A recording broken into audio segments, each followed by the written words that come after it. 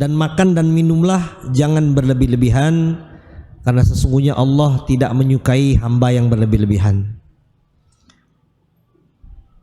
Imam Ibnu Katsir termasuk pimpinan para salaf yang konsentrasi di bidang tafsir mengatakan, qala ba'du salaf jama'allah at-tib kullahu fi nisfi ayatih. Sebagian salaf telah mengatakan bahwa separuh ilmu kedokteran Allah SWT letakkan dalam ayat ini. Wa qala Syekh Muhammad Al-Mubarakfuri, Imam Syekh Mubarakfuri mengatakan, wa imtila'uhu yufidu ilal fasad fid din wa dunya. Maknanya kebalikannya, kata beliau, perut yang penuh dengan makanan bisa menyebabkan kerusakan agama dan dunianya. Kita perhatikan di sini, kapan Syekh Mubarakfuri menulis kitab ini? Sudah hampir 700 tahun yang lalu. Beliau mengatakan, wamtaluhu yafdi ilal fasad. Kalau seorang ini perutnya biasa terisi makanan terus, maka nanti lama-lama akan bisa merusak agamanya, merusak dunianya. Kenapa dikatakan merusak agamanya? Ya, ketika seorang ini terbiasa dengan perut yang kenyang, maka dia akan lemah untuk beribadah. Bahkan kalau naik nanti derajatnya, orang-orang yang punya sifat tamak, makan nggak mau yang nggak enak, makan pengen yang lau enak terus, nanti lama-lama dia punya sifat tomak, kurang terhadap rezeki, muncullah penyakit korupsi. Sampai guru kami mengatakan awal muncul penyakit korupsi itu dikarenakan ada orang itu pengen makan enak terus, pengen makan kenyang terus, akhirnya tidak sesuai dengan kondisi keuangan dia, akhirnya diambil dengan cara-cara yang haram. Bahkan dalam riwayat yang lain, hadis sahih Imam Muslim, Nabi mengatakan, al-mu'min ya'kulu ma'a fi mi'ai wahidin wal kafir ya'kulu fi sab'ati am'ain. Orang beriman itu makan dengan satu usus, tetapi orang kafir makan dengan 7 usus. Kata ulama, makna ini bukan hadis hakiki tapi majazi. Ibnu Hajar Al-Asqalani mengatakan, falaisa murad haqiqatul am'a wala khusus al-aql, innama al-murad at-takallul fid minad din wa istikthar minha. Maksud daripada hak makan 7 usus dan 1 usus ini bukan makna hakiki. Kata beliau, maksudnya orang beriman ini makan sedikit saja. Maka sampai dalam perkataan sahabat yang masyhur, dan ini perkataan sahabat ya, umirna la ya'kulu illa fi ju'in wa yumsiku qabla syab'in. Kata para sahabat, kami diperintahkan oleh Rasul, kami tidak makan kecuali dalam keadaan lapar, dan kami berusaha berhenti sebelum kenyang perut kami. Imam Nawawi rahimahullah mengatakan, qalal ulama wa maksud al hadits at-taqlil fid dunya minad dunya wa haitsu ala zuhdi fiha tana al-qanaah. Para ulama mengatakan di sini maksudnya menyederhanakan keduniaan, termasuk menyederhanakan makanan. Karena orang-orang ini kadang kalau dia repot terhadap masalah makanan, kadang-kadang dia akhirnya menyepelekan masalah lain. Alangkah banyak orang gara-gara siapkan makanan tertinggal sholat berjamaah, bahkan nggak sholat, gara-gara rewangan atau makan yang serba mulak, serba mewah, akhirnya meninggalkan sholat. Maka Islam mengajarkan untuk zuhud. Zuhud di sini menyederhanakan makanan. Makanya kenapa kata ulama konsep lapar dalam puasa itu menjadikan makan itu enak semua.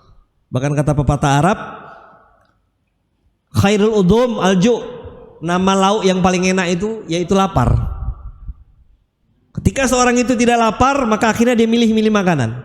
Makanya Islam menyampaikan konsep makan ketika lapar. Bahkan Imam Ghazali mengatakan, sumiyan nas atau am marotain. Yang namanya manusia sehat itu mestinya makan 2 kali sehari aja, kata Imam Ghazali. Makanya dalam istilah Arab ada namanya asya ghada. Futur itu tidak ada. Futur itu bahasa istilah orang sekarang. Kalau dalam bahasa fikih yang namanya makan itu 2 saja, asya ghada. Makan tengah hari sebelum zuhur, sama ghada, makan sebelum maghrib. Karena ada hadisnya memang kata Rasulullah, al-asya qabla isya, makan malam itu sebelum isya. Kecuali mungkin Ramadan ya.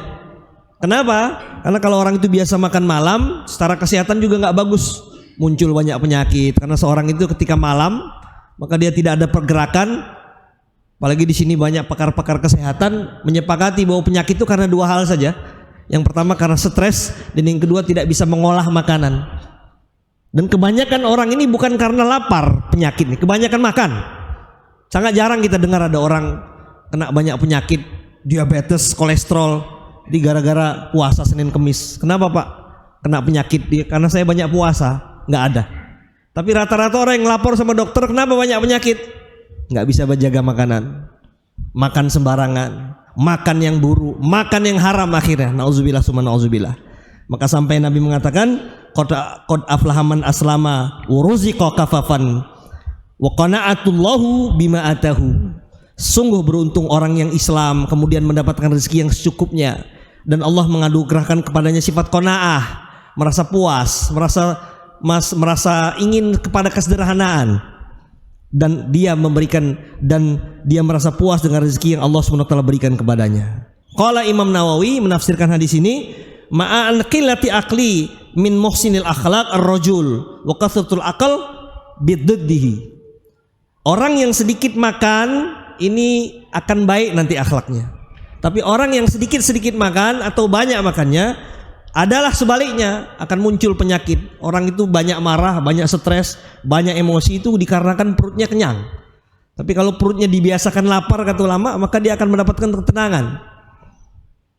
Dan inilah yang dikatakan oleh Nabi dalam hadis, ma mala ibni adam ya'an syarran min batnin bihusni ibni adam akalat yuqidu solbahu fa in kana la mahalata fa thuluth ta'am wa thuluth lisyarab wa thuluth linafs lil ma.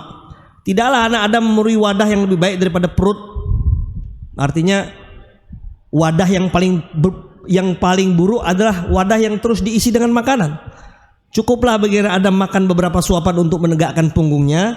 Namun kalau dia mau melebihinya, hendaknya dia bagi sepertiganya. Sepertiga untuk makanan kata Nabi, sepertiga untuk minuman, dan sepertiga untuk udara dan air.